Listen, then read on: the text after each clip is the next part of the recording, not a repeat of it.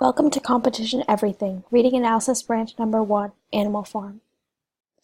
As usual, channel updates. New videos will be posted on our website and YouTube channel, and also, if you or someone you know is interested in joining us as an astrology and/or biology specialist, contact us with either of the methods you see below. Communism, Control, and Fairy Tales. George Orwell wrote this book as what he describes as a fairy story. However, why doesn't the story read like a fairy tale? This novel is a fully historical reference to the Russian Revolution. Every element of Animal Farm can be connected to a historical figure. As you read, there are no evident protagonists, only a few helpless animals who are thinking for the greater good. Meanwhile, evident villains slice through the story, much like the corrupt Russian political system during the Revolution of 1917. This basic overview of Animal Farm is covered in the introduction and preface of the original copy of George Orwell's Animal Farm. We will go further in depth with details later. First, historical allegory. Basics. Animal Farm is an allegory to the Russian Revolution of 1917, as I said before. Many characters have a historical counterpart, and many events are carefully planted into Animal Farm that symbolize events or objects in the Russian Revolution. Organizations in Animal Farm also have their own historical pairing. The plotline also follows the basic structure of the Russian Revolution and the turmoil that the people endured. Characters. Each character in Animal Farm can be linked to a historical figure, group, class, or organization from the Revolution and/or the newfound Soviet Union. Here with the first column of characters I have organized. First, Napoleon. Napoleon represents Joseph Stalin, the ruthless tyrant who took over in early Soviet Russia directly after the Revolution, after Vladimir Lenin had a short time at the post for about 10 years.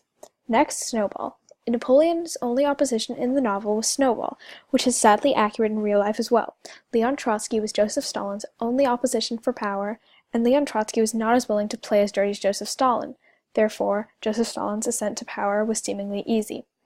Next, Molly represents the bourgeoisie class, the class of French and high-class Russians that fled out of Russia during the Revolution. They were spoiled and didn't pay many taxes, however they owned most of the wealth and were unwilling to work.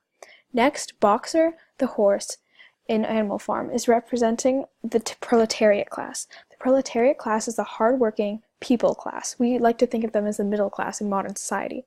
They do all the work, they carry the economy, and they're not as recognized by the government as the bourgeoisie class. Next, Mr. Jones was the oppressive farmer that the animals of Animal Farm fought to overcome for their freedom, per se. He's representing Tsar Nicholas, or the ruthless tyrant whom the revolutionaries in revolutionary Russia plotted to overcome. Next, Squealer. Squealer was Napoleon's underling. He just basically, like the propaganda in the revolutionizing Russia, he convinced the public that what they were doing was for the people, was for them, was best for the future. Even if it all the way wasn't, he convinced them that it was. Finally, for the first list of characters, Old Major represents Karl Marx and Vladimir Lenin, the early revolutionaries who, while put in power at the beginning, didn't have much say at the end, when younger, more avid supporters like Napoleon and Snowball would take over, much like Stalin and Leon Trotsky. I have a more vague drawing of character connections, while not as obvious, still play a crucial role in the allegorical novel. First, the band of dogs. The band of dogs that Napoleon trained to be his hitmen are representing Cheka, Chika, however you pronounce it, or later called the KGB, basically the Secret Service of Russia, the hitmen, the people to do the government's dirty work. If Napoleon, or in real life, Stalin, Lenin, didn't want opposition to their campaigns, wanted more public hangings, wanted to scare the people into submission, to scare them into their laws, they would send out the band of dogs, or Cheka, to eliminate them before they could get their word spread out even farther. Nextly, Mr. Frederick. Mr. Frederick was one of Napoleon's so-called allies in the novel, even though the rest of Animal Farm recalled that everyone walking on two legs was bad. Napoleon denied this. We'll get into that later.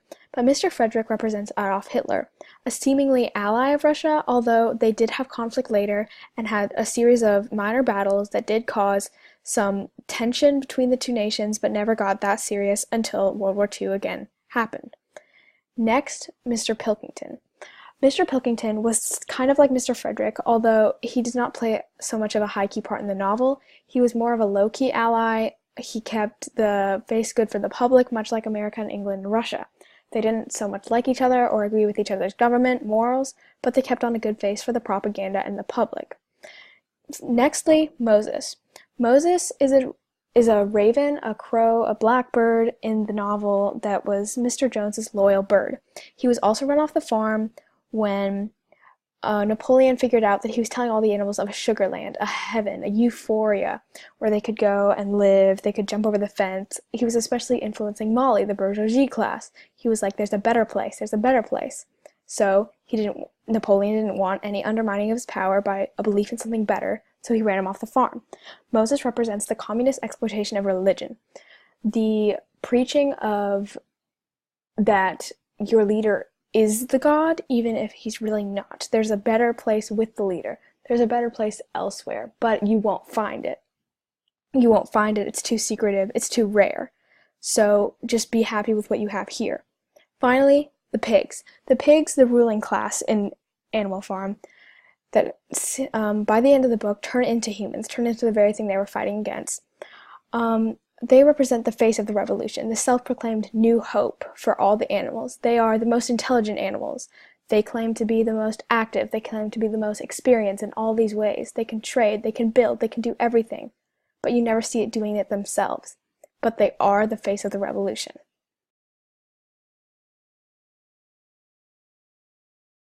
Finally, we have the last part of the historical allegory section of this overview of Animal Farm, the plot. The plot is a major part of any novel, and so, as you can guess, as this being a major historical allegory, the plot of this novel mainly follows the basic plot of the Russian Revolution. For the sake of this video, I'm mainly going to go over the basic plot of only the novel. However, I can draw more connections later if people need. Next, the introduction. The introduction of every novel is important, and so the Animal Farm introduction makes a very hard mark on the plot of the story. Old Major is a very respected hog in Animal Farm. He's respected by all the animals. He's award-winning. He's wise. He's seen through a lot. He's lived through multiple farms. He's seen multiple farmers. He's seen his own days, and he tells tales of freedom. And one night, he calls a meeting in one of the barn buildings, and he says, all the animals, when I was a child, my mother sang me this song, Beasts of England. It's a revolutionary song. It talks about us, the animals, being equal again, rivaling the humans, being strong enough. We are the top of the food chain. We can do this. He riles up all the animals. They learn the song. They sing the song together. And then they go to sleep. Old Major dies 3 days after proposing this rebellion, riling up all the animals. And one day Mr. Jones gets drunk and forgets to feed the animals. And then they just snap. They go crazy. They rebel. The animals drive him off the farm and rename their new land Animal Farm. And the rebellion is led by Snowball, Napoleon, and Squealer, the three self-proclaimed most intelligent pigs, which were already the self-proclaimed most intelligent species on the farm. Together, the pigs, the most intelligent species of the farm, and the only literate animals of the farm at the time, write the 7 Commandments of Animalism, the new set of laws that declares all animals equal. Under the guidance of the pigs, the self-proclaimed most intelligent animal, the farm animals work hard to bring the harvest and build a new utopia. And I will get into more detail about the 7 Commandments later, but for now, let's just say they summarize that no animal shall dabble in human ways, they're all equal, and everything is fair. They're all one animal. They're all the same. Then, during the middle of the book, things are going really well for the farm. They start to figure out a way of system for crops. They all get more rations than they ever have before. However, Napoleon and Snowball start to have conflict. They both have different ideas of where they want the farm to go. Do they want to build a windmill to generate power? Do they want to make alliances with other farmers? They have a lot of conflict. And one night they have basically what you would think of as a political rally now. They prepare speeches. They have ideas. And they're fighting for control of Animal Farm. They want a democracy, so they're proceeding like a democracy. They stand in front of all the animals. They propose their ideas. Snowball and Napoleon, basically, they have opposing ideas. However, when the crowd seems to like Snowball's ideas more, they cheer more. Napoleon uses trained dogs that he has been hiding in secret, that I mentioned before, his band of dogs, to attack Snowball and drive him off the farm. Napoleon makes false promises to the animals. He said, this was for the best. I will do better for you than he ever could. He was lying. He was working with Mr. Jones. He was scamming with him. The whole thing was a lie. He just wants to bring Mr. Jones back. He was trying to get you comfortable. And Napoleon's like, but I can change that. I will be the new best leader you ever had. I will make everything better. However, weeks pass and the animals see no improvements. They're getting less food, and while Squealer, Napoleon's basic like commercial information for the animals, says, look at these numbers, we're producing more than ever. The animals aren't seeing more food than ever. They're seeing less food than they've ever had before. So things start to get a little rocky between the animals, but they're so gullible because they can't read the 7 commandments practically as well as the pigs can, that the pigs can trick them into thinking anything they want. And the pigs, the pig children, the normal pigs in general, the pigs tend to be treated significantly better than the rest of the animals, and the 7 commandments slowly becomes rewritten in the pigs' favor. Slyly at night, animals start to notice that the 7 commandments are beginning to benefit the pigs more and more and more. The pig children are being educated separately. They're being taught how to lead, how to talk, how to write, how to walk on 2 feet even. And the animals start to notice this, and they start to get restless.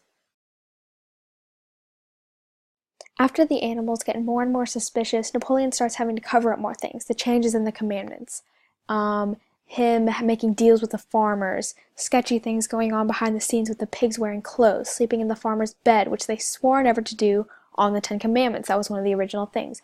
Don't become the humans. Don't become the thing we're fighting against. However, he starts becoming one of them.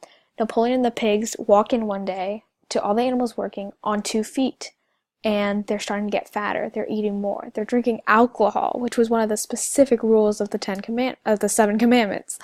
And they soon start to have feasts in the human house with alcohol. And the animals watch from afar as they start to dine with Mr. Pilkington and Mr. Frederick, the fellow farmers that they made quote-unquote alliances with that the animals had no knowledge of. And as the animals watch from afar, in a daze, they begin to realize that they can no longer differentiate their fellow brethren who promised to lead them to a better future from the creatures that they had been trying to fight against, that they had been trying to escape their horrible future with. And this is kind of where the story wraps up. The animals are confused, they're conflicted, and it's implied that the pigs never relinquish their sense of leadership because the animals are so helplessly fooled, and the pigs have so much of a hold over them because of their superiority right from the start. And the story is kind of wrapped up on that low note. So let's get on to describing the 7 Commandments more in detail. I think that'll help you understand the story even farther. Okay, so after a little debate, I've decided to put the 7 Commandments into a different video to spare you from a little rambling and so forth. I'll post it right after this one, so be on the lookout for that, and thank you for watching part 1.